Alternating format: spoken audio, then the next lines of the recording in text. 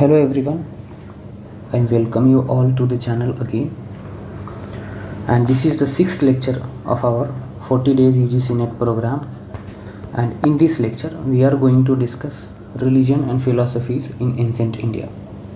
In this lecture I will be covering each and every aspect of religion and religious philosophies from ancient India up to the 12th century. The religion and philosophies from medieval India will be covered later on in the coming lectures, and in that lecture I will be covering that Bhakti and Sufi movement as well, and religious aspects of medieval India in two parts, basically in the Delhi Sultanate and during the Mughal period as well. So four things I will be dealing in that lecture, and that lecture is also going to be one of the longest lectures, as this is going to be. So this lecture is going to be the one of the most important lecture in those 6-7 lectures I am going to upload here, and this is also going to be the longest lecture in the ancient India series. And let's see how long it goes. So meanwhile I am giving you some work. As you know, our exam is not so far, it is only 10 days since now, and within 10 days completing all the topics which I intended to do is a very difficult task. And nowadays I am doing multiple works. I have been given classes to teach MA second year students here in my university. As many of you are my students, so you must be knowing that. And second thing, I have to give 2 papers for publication before 30th of August. So considering the workload which I am having, it is very difficult for me to spend 4-5 hours for a lecture, because making the PPT and recording the lecture takes at least 4-5 hours because of the nature of content I am providing. So considering all these facts, it is not possible to record each and every lecture which I intended to do, but I promise you to complete this series after 29th of August, after the exam, and that those lectures will be very important for your December cycle as well. Not only December, in the upcoming years those lectures are very important.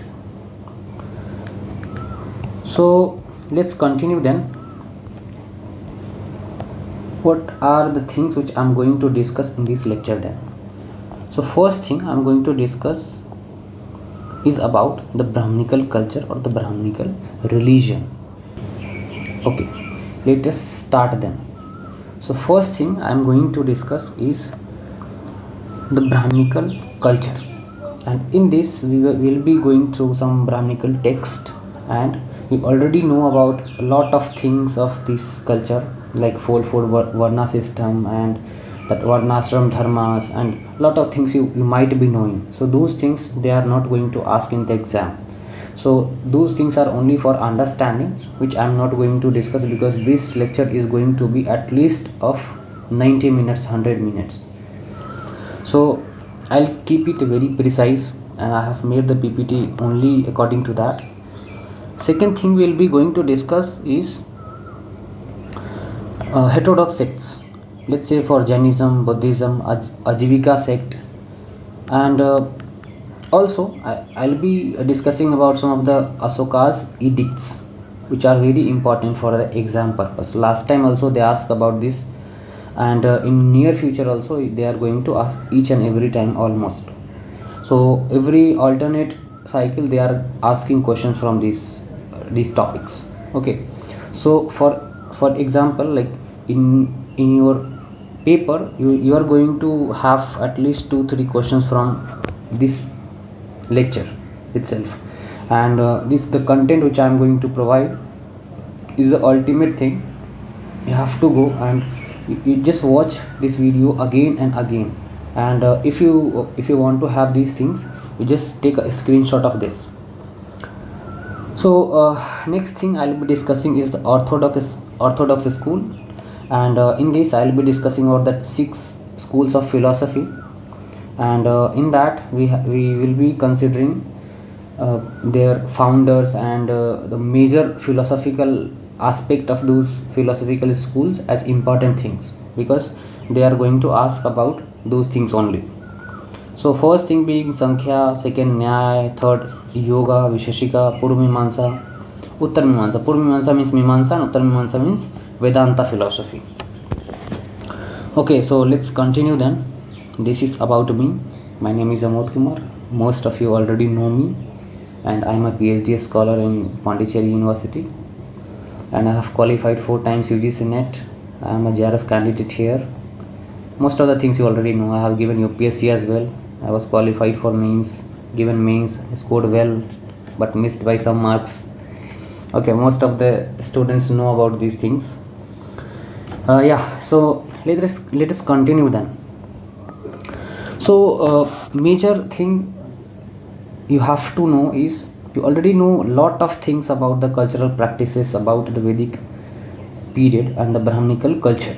So I would ask you to refer to the Vedic age lectures, and by that you will be able to do a lot of things, lot of changes you can trace there. Those videos are already uploaded on the channel, and this is how you are going to access those videos. Let me show you.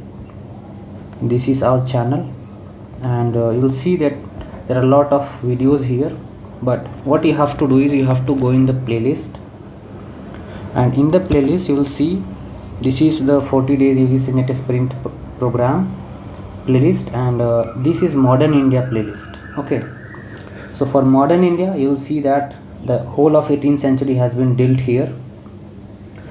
Second lecture series I started, but that has not been completed yet. So these I'll be completing after 30th of August, and you'll see that all the aspects of 18th century India has been dealt here, and background of debate, emergence of regional states, founding of British Empire, foundation of British Empire. Okay, so these are the important things you can do here from this playlist, from Modern India playlist. Here you can see Medieval India playlist as well, and here you'll see whole of Delhi Sultanate is covered, and these lectures I uploaded for the students when I was teaching in DU, and they asked for this. My students actually asked for this, so these lectures were meant to be uploaded for them, but these are very relevant for you as well. So the topics which have been covered in these videos, I'm not going to discuss that again. Only that Sufism and Bhakti moment I'm going to deal from this particular time period, and later on I will be taking up some lectures on medieval India's let's say for Mughal India aspect, and later on some of the modern aspect I'll also be taking. So at least 4-5 lectures I'll upload, and probably 2 lectures from medieval and 2 lectures from modern. So this is how you can do. So go and watch those lectures. Those are very important for you. Okay, so let's get back to our discussion. As you know, you already know a lot of things about the cultural practices, as I said earlier as well. The mid 6th century is very important for us. Why? Because in the last lectures I discussed that with the introduction of iron there was surplus production in agriculture, and because of that there was second urbanization and rise of Mahajanpadas, and all the dynamics I make you understand in the last lecture. If you have not watched that lecture, you go and you watch that lecture. So because of these specificities, 16th century was a very volatile century, and in that major changes were taking place, and now the Brahminical culture was being targeted, it was being contested as well. So because of this, Buddhist text refers 62 new sects were emerging at that time, and this they can ask in the exam. Okay, so according to Buddhist text there were 62 new sects coming out in the 6th century, and according to Jaina sources 363. Okay, so these things they can ask, and you have to remember this. Now new form of protest was focused on karma, transmigration of soul, and salvation. So these were the major or the hot topics for them for the discussion. The 6th century to 12th century CE, let's say for 6th century BCE actually, and 12th century CE, Brahminical takes 6 school of philosophy and Sanskrit literature. Sanskrit literature has already been dealt in the discussion of sources, okay, and Brahminical text I am going to discuss here, and 6 schools of philosophies I am going to discuss here in this lecture. Okay, so first we will start with the Brahminical culture, and in this thing, first thing you have to do is they are asking questions on Rig Veda, okay. So many times they will ask about the mandalas, which mandala refer about which god, and what they are meaning, they are having their meaning. So in the Rig Veda, you already know that this is the oldest Veda. This was compiled between 1500 BC. These things you know, and the things which you don't know is this was having 1028 hymns, and also there were these hymns were compiled in the form of mandalas. So these were also divided into mandalas. So first mandala actually refers about the god Indra. He was the god of war, and also god Agni was referred in this mandala. You will wonder why these gods were actually referred. See, Indra was called as the destroyer of forts, and Agni was considered as the maybe for the clearance of forest.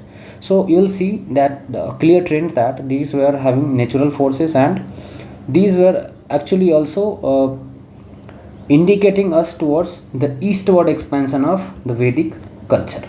Okay, in the last lecture also I told you this.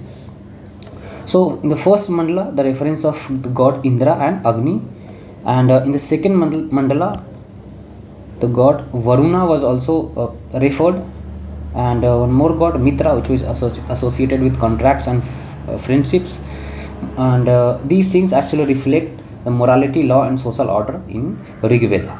Third mandala refers about the gods, not a god, it was a drink, soma, okay, or the somras. You might have heard about this term, somras, okay, and in this mandala only that Gayatri mantra is there.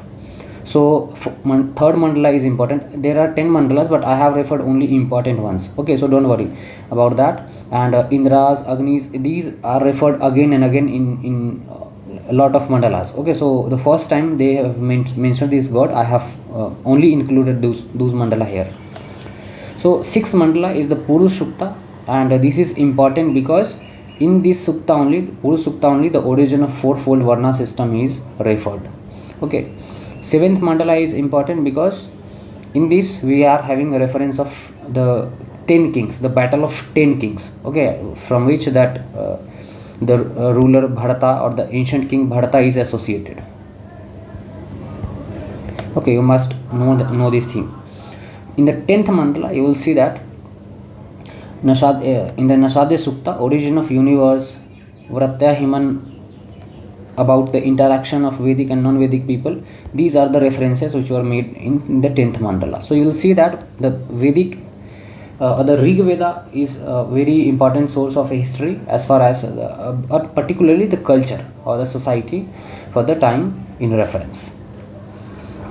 Next thing is, okay, so apart from the Vedic or the Vedas, let's say for Rig Veda, Yajur Veda, Sham Veda, Atharva Veda, so these you already know, and the rest of the 3 Vedas were compiled in the time period between 500 BCE to 1000 BCE, okay. So in this time period the rest of the 3 Vedas were compiled. So you don't need to know much about those things, but only Rig Veda is very important for us.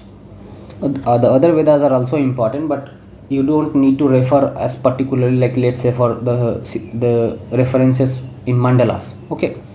They are important, but they are important in a holistic manner. So other type of texts are Upanishads, and they were compiled later on, and these Upanishads are collection of Indian texts that represent a philosophical and spiritual culmination of Vedas, and these are these texts actually explore the metaphysical concepts, let's say for the nature of reality, let's say for a self, Atman, and the ultimate truth. So this is why these Upanishads are called Vedanta, or the shift from ritual to philosophical inquiry.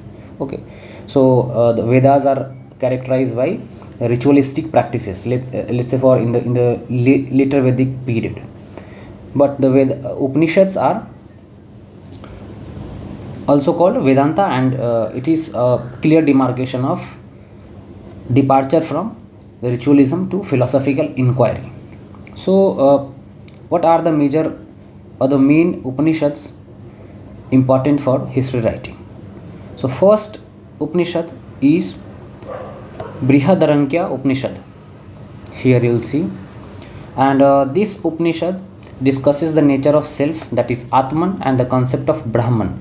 Okay, you will see that in the Vedanta philosophy also you will see there is one Atman and there is one Brahman or Brahma, and there is a continuous cycle of breaking into Atman and consolidating into Brahmana.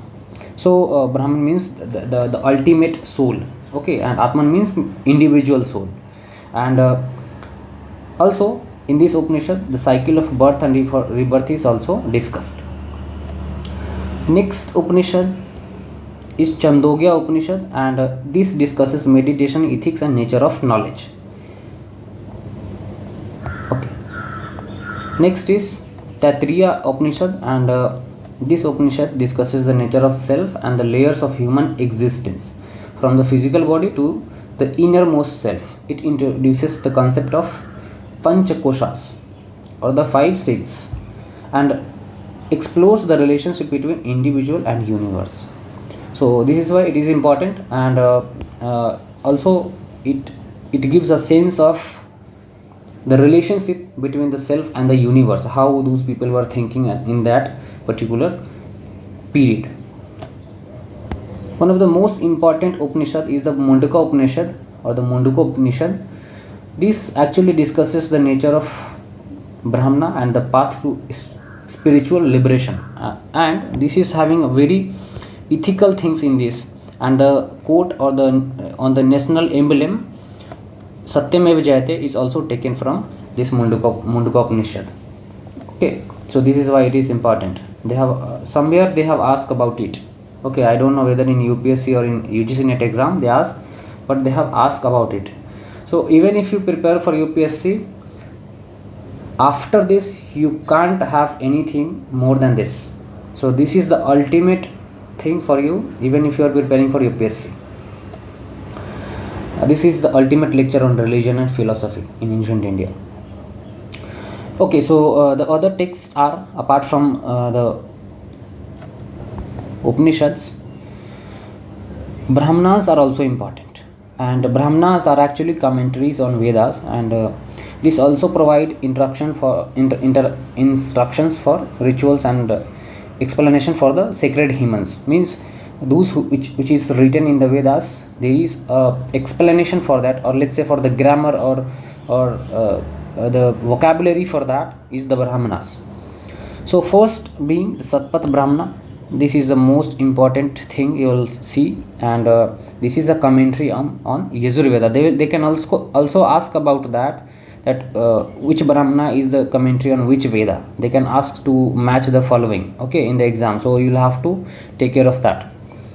In this Satpat Brahmana, there is a description of rituals and references of kings and their territories. So this is important for marking the geographical areas, especially in the time period of the age of Mahajanpadas.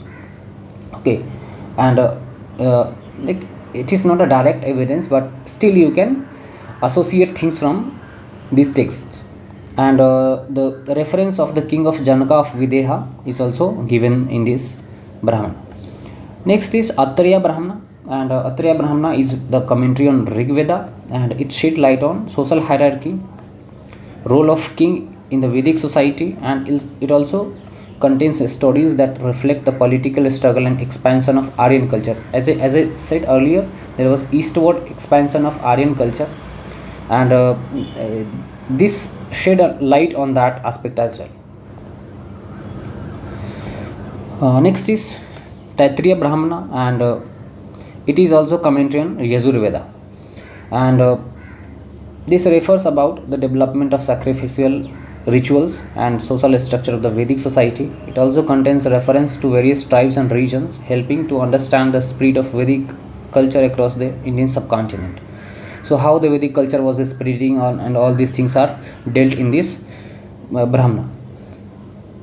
Kausitiki Brahmana is also commentary on Rig Veda, and it discusses the ritual and duties. So we'll see that most of the Brahmanas are dealing with the ritualistic aspects. Okay. Next is, because you already know that the Vedas are nothing but guide to the ritualistic practices, especially the later Vedas. Next is you have to, this is Gopatha Brahmana, and this is commentary on Atharvaveda. Jaiminia Brahmana, you just see this and take a screenshot of this, and later on you just revise it, or just come back and you just revise it through watching the lectures again and again after increasing the speed. In the YouTube you have the feature of speeding up the lecture.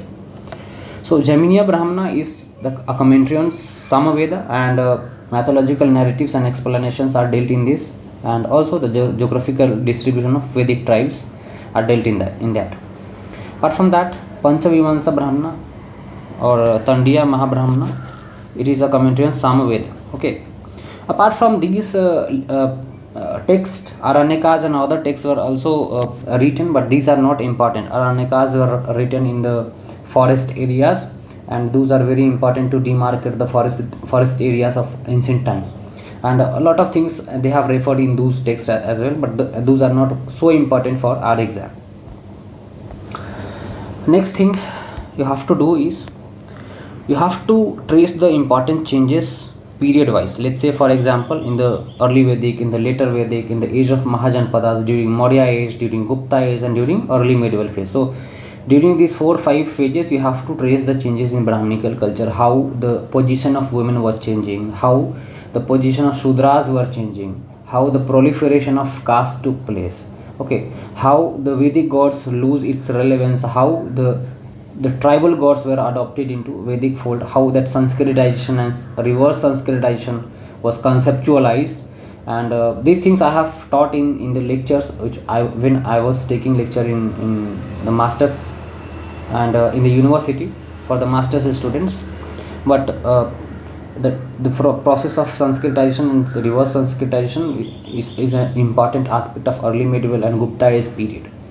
So by this you will have to go through all these things, and you will have to just make an understanding of the things, how the Vedic culture was changing, because they can ask an understanding based question on that. Okay, so next thing you have to do is heterodox sects. Okay, so let me tell you one more thing is, down to the 6th century BCE, there was a definite change in the production process. You already know that. And with the introduction of iron in the agriculture, in the forest clearance, there was an expansion of Vedic culture. There was an expansion of agriculture, and there was an increasing trend of Sanskritization and reverse Sanskritization. Okay, so simply Sanskritization is the adoption of the gods and the culture of the superior class which is coming in a particular area. Reverse Sanskritization is the adoption of the indigenous gods by the superior race which is coming in that area. So these processes were a very important aspect of that period, and because of this, and because of certain reasons which were giving prominence to the economic aspect, there was a manifold increase in the rise of sects or heterodox sects. So there were two kind of things, heterodox and orthodox sects. Okay,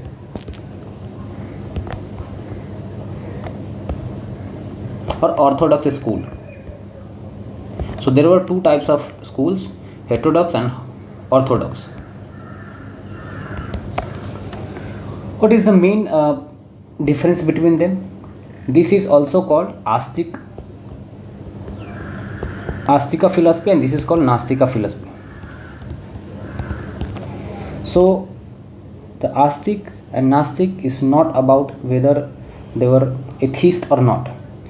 Astik and Anastik is only defined in terms of the validity of Vedas. So the Orthodox school or the Astik school, there was validity of Vedas, but for heterodox sects or the Nastik schools, they actually refuted the validity of Vedas. So they were not under Vedic things, so they actually opposed the Vedic superiority.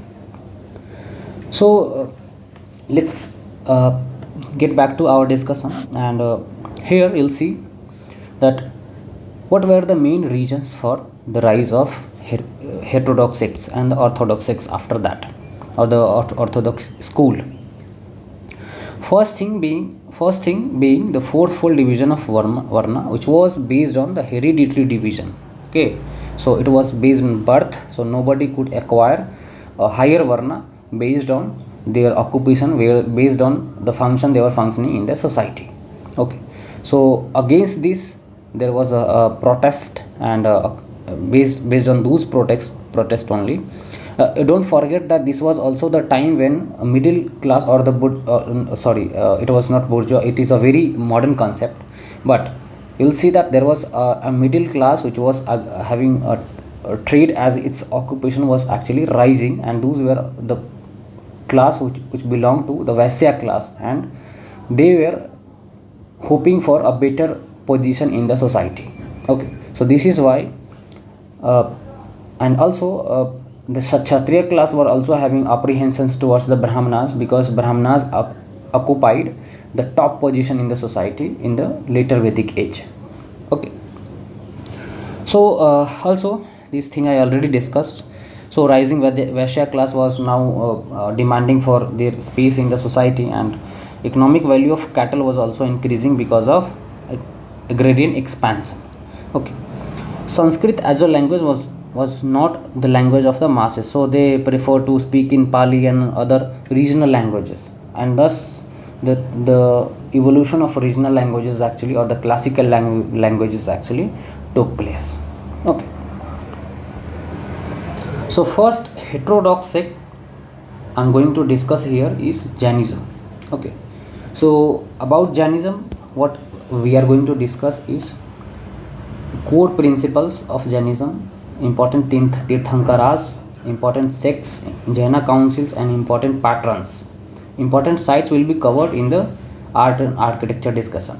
Okay, so 5 things we are going to discuss here, and core principle, you already know that they put emphasis, or they emphasize on non-violence, asceticism, and pursuit of spiritual liberation, or the moksha, or the kavalya.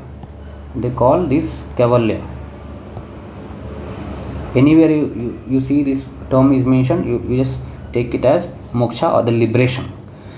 So the thing is, you'll see that their core principle lies in ahimsa, or the non-violence. Anekvada means non-absolutism, means according to this philosophy, truth is having multiple reality. Okay, so truth is not single face, that we see a bottle of glass, that is a bottle of glass, that could be anything else.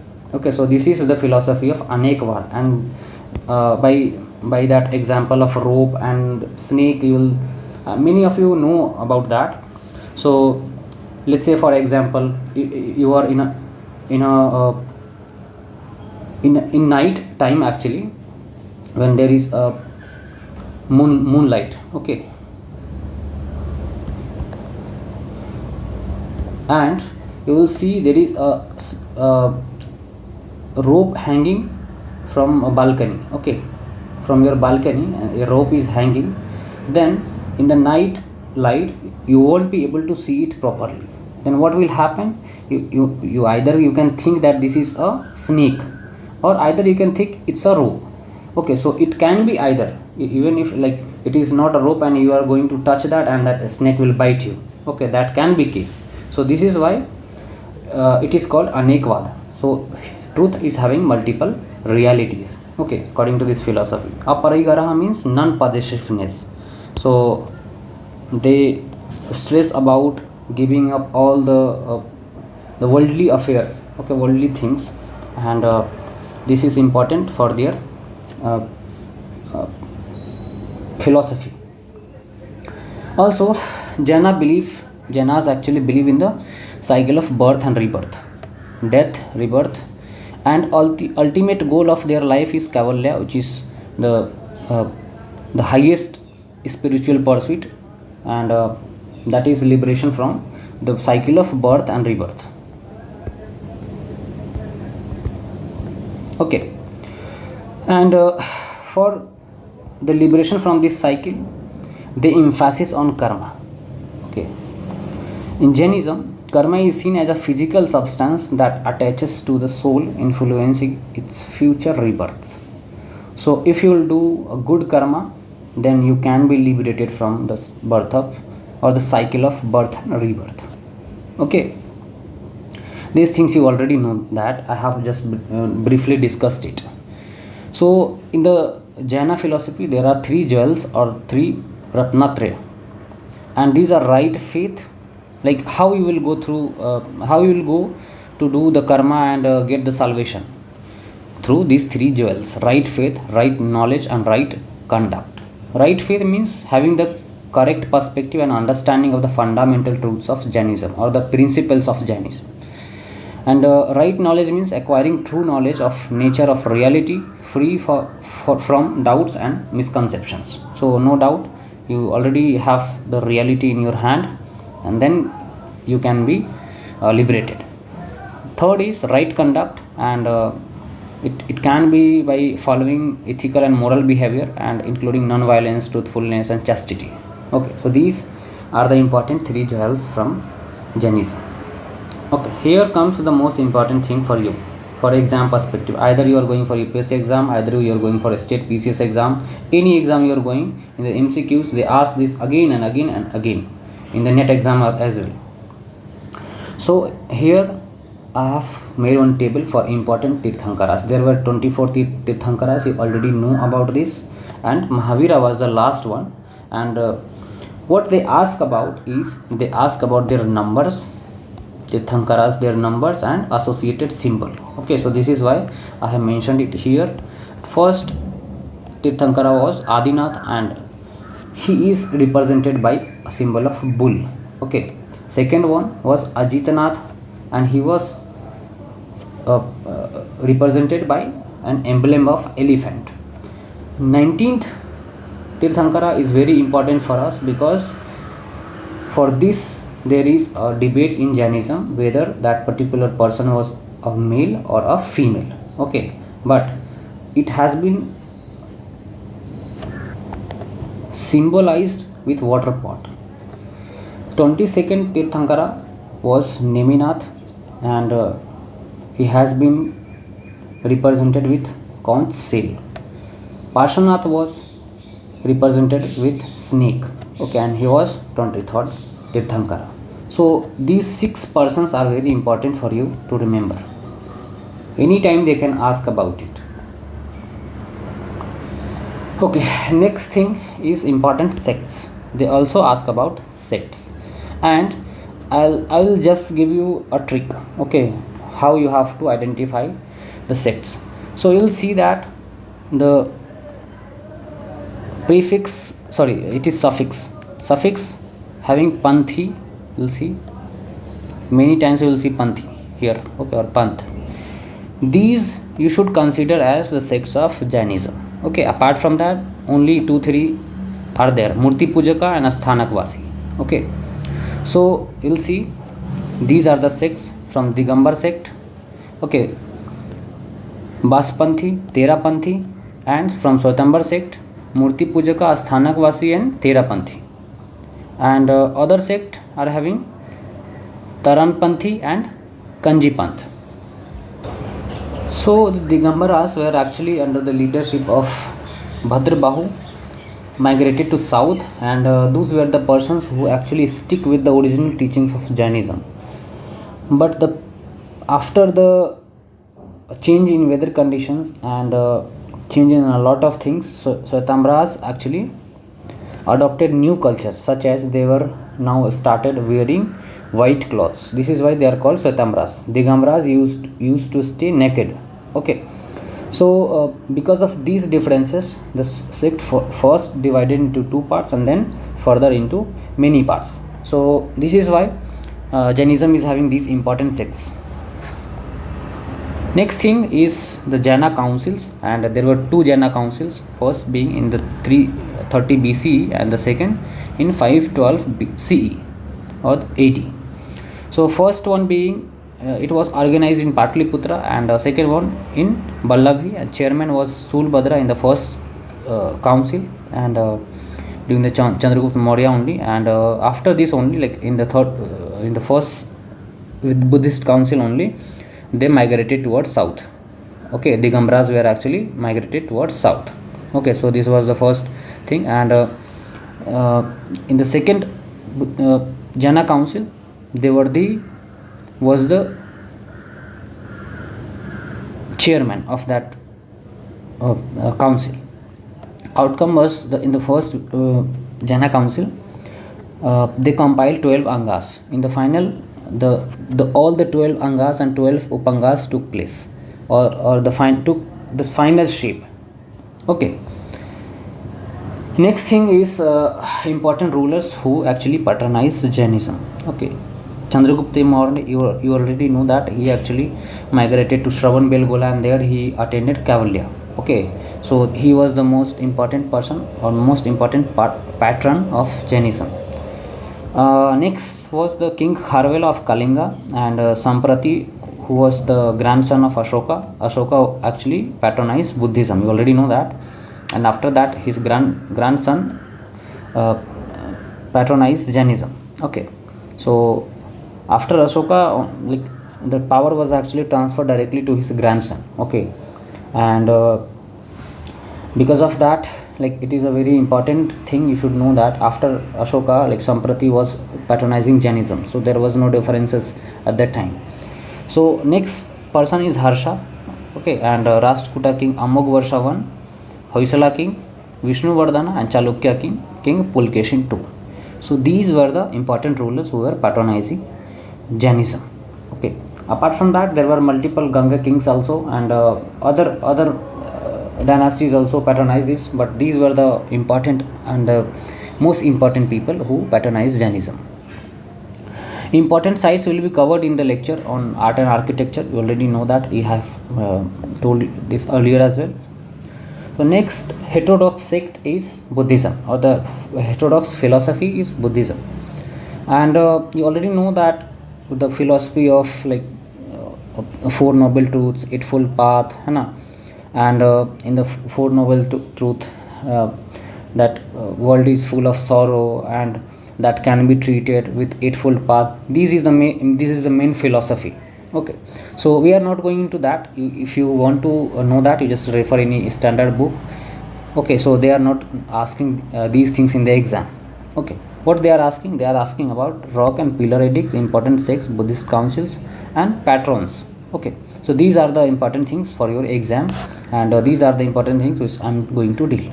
Okay, so basic and the core principles you already know that, you do yourself. Okay, I'm not going to discuss these things because this lecture is already about 40 minutes. So after this I need at least 30 minutes to discuss all the things. Ashoka's policy of Dhamma, you already know that he devised, after the Kalinga war, he devised some moral principles applicable to all of his empire. But the important thing here to remember is a post called Dhamma Mahamatra.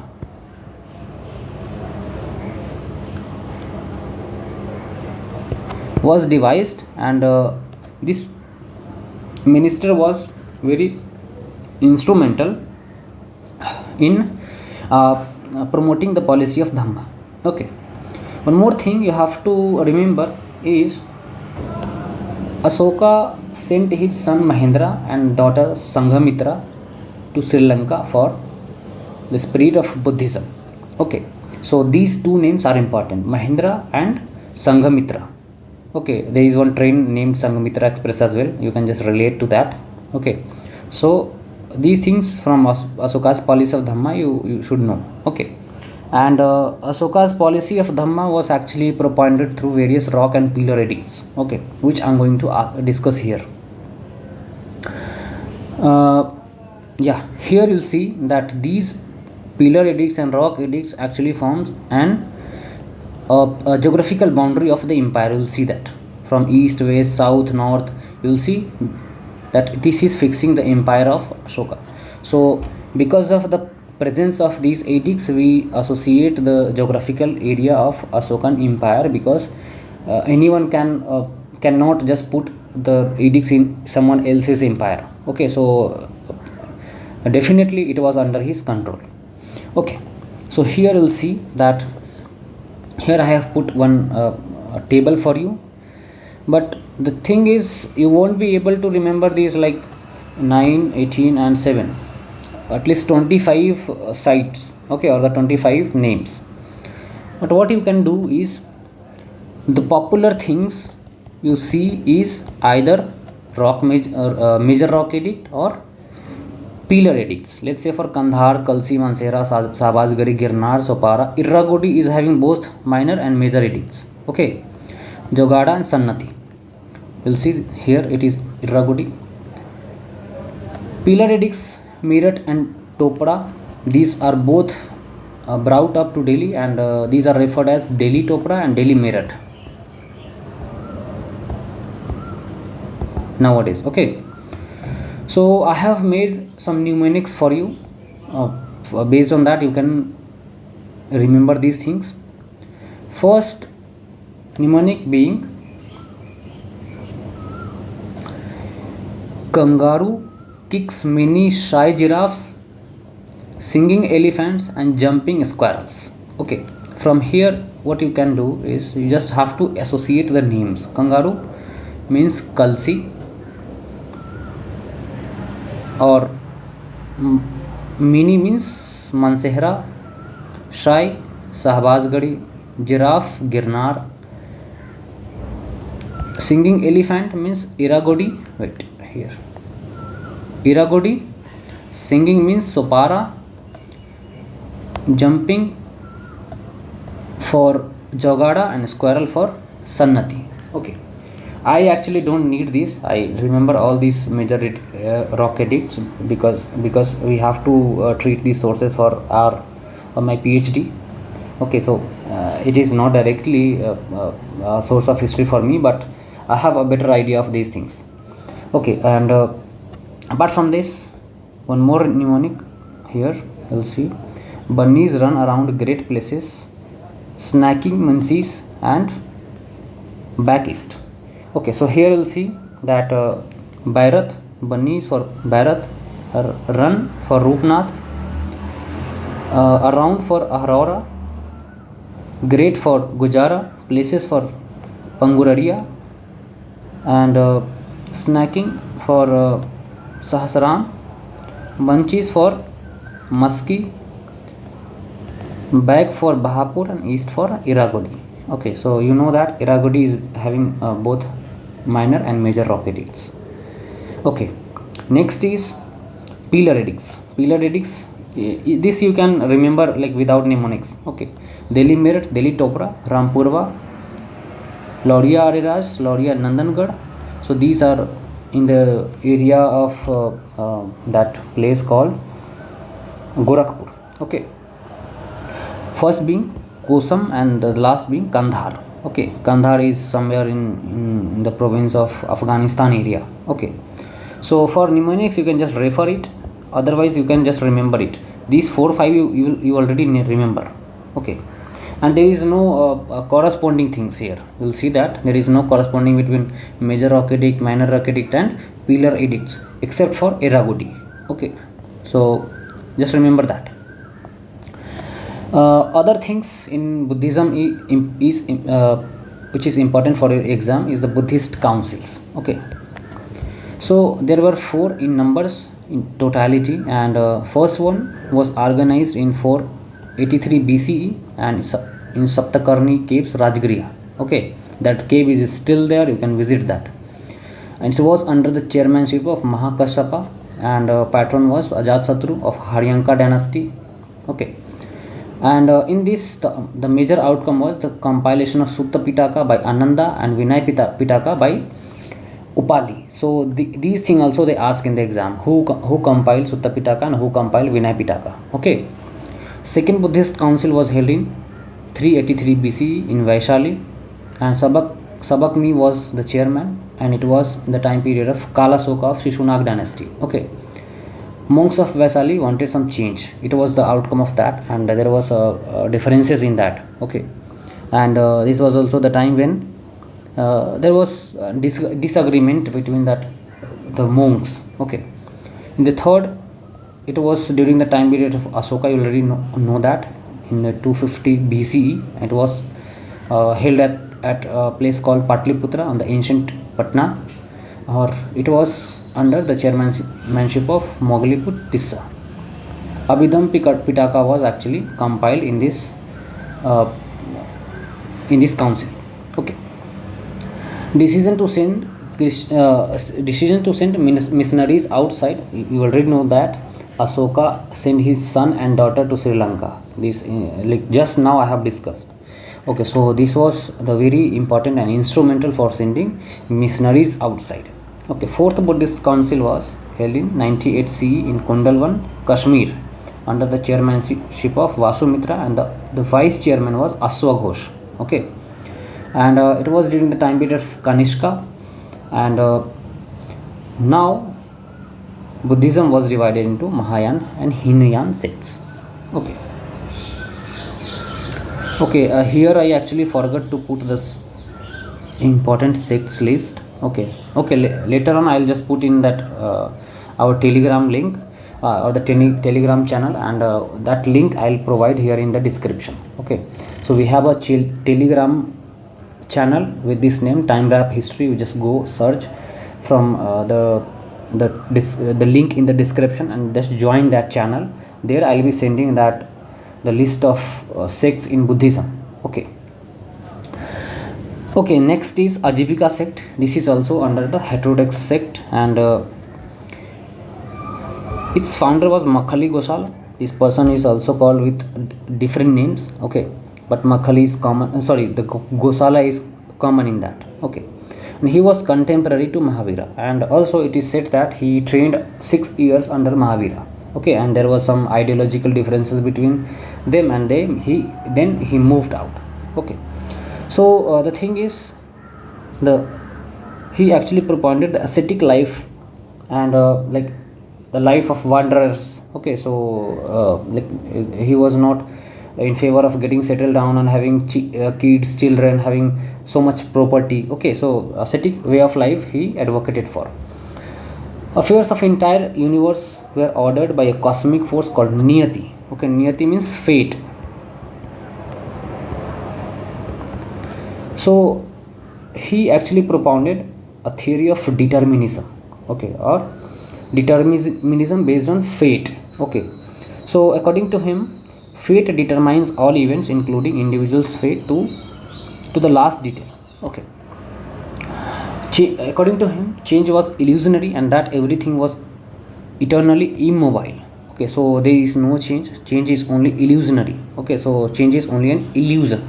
Okay, so many times you will see many times there is a saying that humans' nature are permanent kind of thing. So it doesn't change. Okay, with time. So that is influenced by this philosophy only. Okay. According to that philosophy, there is no concept of God, but they believed in the theory of atom. Okay, and according to him, even souls are made of atom. Okay, so in the Vedic philosophy and in the other philosophy, souls are considered as massless, and nobody can see soul and so on. But according to him, souls are made of atom, and that is, if it is made of atom, that must carry some mass. Okay.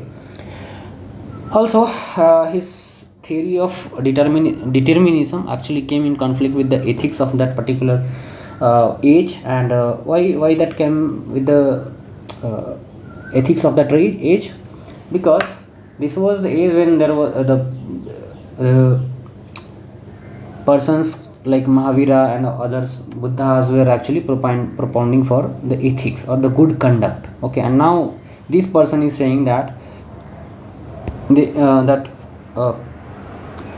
karma is nothing. Okay, everything is predestined and everything is based on faith. Okay, fate actually. Okay, so nobody can alter that. Okay, so what does this mean? Even if you steal, you won't be actually punished. Okay, from the side of God. So anyone wants to steal can steal. Anyone whatever they want to do, they can do. Okay, so there is no moral obligation. So this is why this theory came in conflict with the ethics of the age. Okay, next person is very important, and this person I can take like 1.5 hours lecture on this philosophy of Charvak philosophy. Okay, but the thing is that much philosophical discourse you don't need here. So this is why I'm just giving you the most important aspects of the Charvak philosophy. It was propounded by a person called Brihaspati. Okay, you'll see that this philosophy was not some sort of philosophy, let's say for Buddhism and Jainism, that one person has started. This kind of philosophy was a tradition, and that tradition or the propounders of this philosophy were called Charvak. Brihaspati was the person who came very late. Okay, and that person was very instrumental in having or the popularizing this philosophy. Okay, one more thing you have to remember, there is no direct source of Charvak philosophy. It has been referred by other philosophy to demean it. Okay, so by this only we got to know about the Charvak philosophy. Okay, so first thing is you have to know that this was started by the Brihaspati has been given the credit for starting this philosophy, and according to this philosophy they stress about material view of the world. Okay, so there is no life after birth. Okay, so no birth, rebirth cycle, no salvation, means no divine, no supernatural agency. Only those which are real can be sensed by organs. Okay, so they give immense importance to this worldly pleasure. Okay, so according to them there is nothing after death. Okay, so whatever you have to do, you do in this life only. Okay, so this is why it is a materialistic worldview. Like whatever material things you want to do, even whatever you want to just eat, whatever you want to do, you can do. Okay, so there is no afterlife. Okay, so this is why this philosophy is very interesting and very important for you. Okay, here now our discussion comes back to the orthodox sects. Okay, what we were discussing now, we were discussing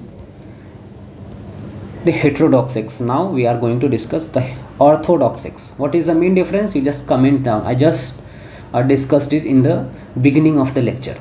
Okay, so orthodox sects are the sects which falls under or basically they accept the validity of Vedas. Okay, and the first being the Samkhya philosophy propounded by Sage Kapila. Okay, and according to this philosophy, nature and spiritual elements actually created the world.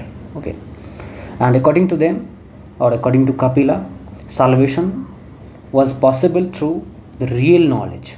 Okay, next is yoga. You must have heard about the Patanjali's name. Okay, Sage Patanjali, you must have heard his name.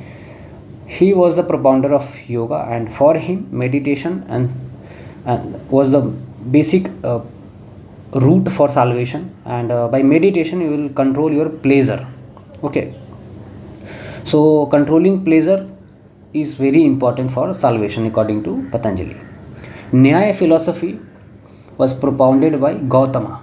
Okay, or Askpada Gautama, and Gautam actually propounds the system of logic and examination for knowledge. Okay, for example, according to him, we'll see that there is a fire.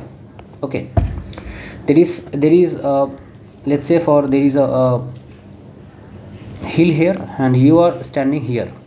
Okay, and there is some smoke coming out here from here. You already know that smoke comes upwards.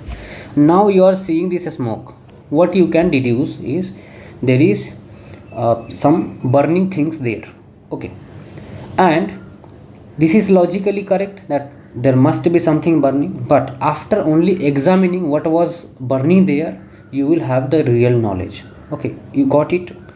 So for him, both logic and examination is very important for knowing the real truth, and this is why it is important for Nyaya philosophy.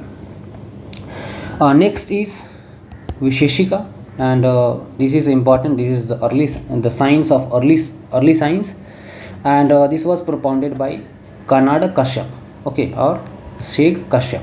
Okay, according to him, the whole thing in this world is made up of atoms, and these atoms are having 5 in numbers. Okay, earth, fire, water, air, and sky. One time they ask about it in the exam whether which of these are mentioned by Kashyap. Okay, so here they can just change things. Okay, so earth, like on the place of earth they can give soil. Okay, so soil is not the correct answer.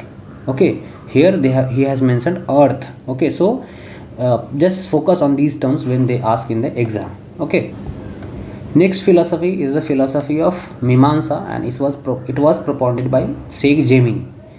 And art of reasoning and philosophy is very central to this philosophy, and this actually advocates the Vedic sacrifice and consider Vedas as ultimate truth. Okay, and Vedanta theory was like it is credited to be propounded by the Seg Vyas, and this also have literal meaning of end of Vedas.